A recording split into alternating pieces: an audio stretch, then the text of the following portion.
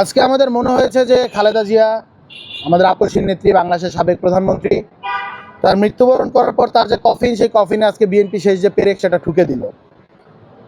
2011 সালে গণ অনশন চত্বর থেকে বেগম খালেদা জিয়া করেছিলেন ক্ষমতায় সর্বশেষ যে দফা হয়েছিল পঞ্চদশ সংশোধনী, সেই সংশোধিত যে সংবিধান সেটা ছুঁড়ে ফেলে দেওয়া হবে, এই ঘোষণাটা তিনি দিয়েছিলেন।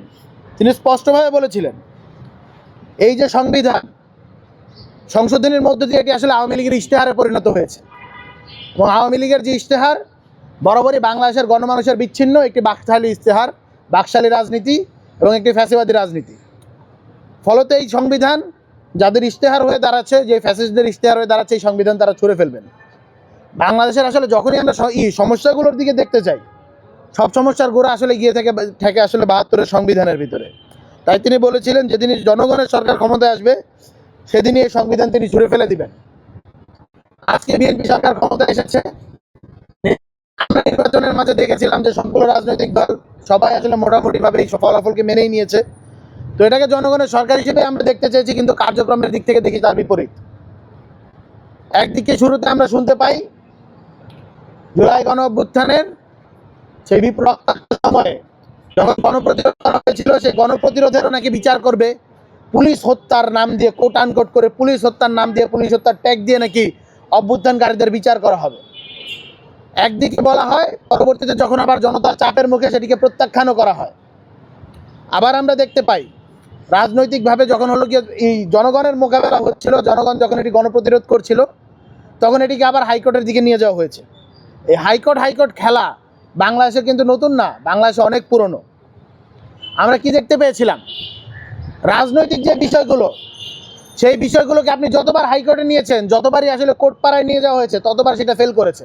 তার সবথেকে বড় উদাহরণ ত্রয়োদশ সংশোধনী, তত্ত্বাবধায়ক সরকার বাতিল। এই সংশোধনীর মধ্য দিয়ে বাংলাদেশকে আবারও স্বৈরাচারী শেখ হাসিনা ফ্যাসিবাদের যাত্রায় নিয়ে গিয়েছিল, এবং এই ক্র্যাকডাউনের সবথেকে বড় ভাগিদার কে হয়েছে? ওই যে ফ্যাসিবাদ নেমে এসেছিল, তাদের সবথেকে বড় ভিকটিম কে ছিল? বিএনপি ছিল। আজকে বিএনপি সেই সরকারে আসছে, সরকারে আসার পর তারা আবারও রাজনৈতিক বিষয়গুলো কোথায় নিয়ে যাচ্ছে? কোর্টপাড়া নিয়ে যাচ্ছে। কেন বিএনপির যে কোর্টপাড়া এত পছন্দ, এই জিনিসটা আমরা জানি না। এই কোর্টপাড়ার ভিতর বিএনপির 50 নেতাকর্মীদের উপর 50 লাখ মামলা ছিল। সবগুলো কি মামলা? রাজনৈতিক মামলা। প্রত্যেককে নির্যাতন করা হয়েছে। এখনও তাদের কোর্টপাড়া কেন ভাল লাগে? রাজনীতি দিয়ে যদি মোকাবেলা না করতে পারেন, কইরেন না। সব কিছু তো কোর্টপাড়া দিয়ে নেওয়া যায় না। রাজনৈতিক বিষয়গুলো রাজনৈতিকভাবেই ডিল করতে হবে।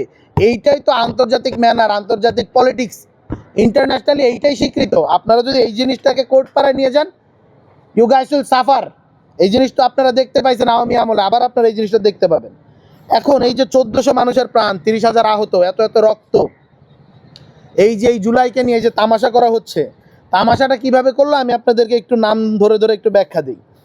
জুলাইয়ের যে জাতীয় সনদ ও গণভোট অধ্যাদেশ কেন অবৈধ হবে না তা জানতে চাই, যে রুল জারি করেছে হাইকোর্ট। এখানে পিটিশনগুলো কে করেছে আমি একটু নামগুলো বলি।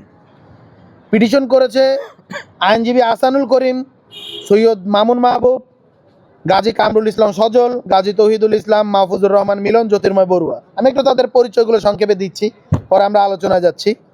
অ্যাডভোকেট গাজী কামরুল ইসলাম সজল বিএনপির কেন্দ্রীয় নির্বাচন পরিচালনা কমিটির সদস্য, তিনি দলের জাতীয় নির্বাহী কমিটির সদস্য, জাতীয়তাবাদী আইনজীবী ফোরামের কেন্দ্রীয় সাংগঠনিক সম্পাদক, বরিশালে 1 আসনে মনোনয়ন প্রত্যাশী ছিলেন। অ্যাডভোকেট গাজী তৌহিদুল ইসলাম বাংলাদেশ সুপ্রিম কোর্টের একজন আইনজীবী এবং বাংলাদেশ জাতীয়তাবাদী আইনজীবী ফোরাম সুপ্রিম কোর্ট ইউনিটের সদস্য সচিব। তিনি ছাত্রদলের কেন্দ্রীয় সংসদের সাবেক সহ আইন বিষয়ক সম্পাদক ছিলেন। এছাড়াও তিনি বরগুনা 1 আসনে বিএনপি থেকে মনোনয়ন প্রত্যাশী ছিলেন।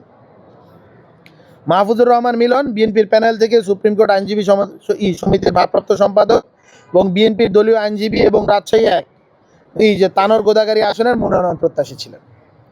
স্পষ্টভাবেই এই জিনিসটা দেয়া যাচ্ছে যে এই যে যারা রিট করেছেন, যারা আসলে এই যে আমাদের যে জুলাই জাতীয় সনদ এবং গণভোট অধ্যাদেশ কেন অবৈধ হবে না সেটা নিয়ে প্রশ্ন তুলেছেন হাইকোর্টের কাছে, এটা নিয়ে রুল জারি করার আবেদন করেছেন, পিটিশন করেছেন, প্রত্যেকেই বিএনপির কেন্দ্রীয় নেতৃত্ব। এবং এর মধ্য দিয়ে একটা জিনিস সুস্পষ্ট হয়, বিএনপি আসলে জুলাই সনদ এবং গণভোটের বিপরীত অবস্থান নিয়েছে। এখন বিএনপি যদি বলে যে তারা এটাতে নেয় নাই, বিপরীত অবস্থান নেয় নাই, তাহলে এই যে তাদের যে কেন্দ্রীয় নেতৃত্ব আছে তাদেরকে শোকজ করেন। আপনারা তাদের থেকে বিরুদ্ধে ব্যবস্থা নেন, আপনারা তাদেরকে জিজ্ঞেস করেন, তাদের দিকে এই জিনিসটা সরায় নেন। তারা যদি এই জিনিসে স্ট্যান্ড থাকে তাহলে তাদেরকে বহিষ্কার করেন। আপনারা যদি এটা না করেন বাংলাদেশের জনগণ তো ধরেই নেবে আপনারা প্রত্যেকেই এটা আসলে বিএনপির কেন্দ্রীয় নির্দেশে হচ্ছে এবং একদম স্পষ্টভাবে তারেক রহমানের নির্দেশেই এই জিনিসটা হচ্ছে। অন্যথায় একদিকে তারেক রহমান যখন হ্যাঁ ভোটের পক্ষে প্রচারণা চালান, জুলাই সনদের পক্ষে প্রচারণা চালান, অন্যদিকে আমরা দেখতে পাই তারই দলের আইনজীবীরা এসে যেটা বাতিল চেয়ে হাইকোর্টে রিট করেন। এই ধরনের দোদুল্যমান অবস্থায় এই ধরনের দুমুখিতা, এইটা আসলে হলো গিয়া মুনাফিকি।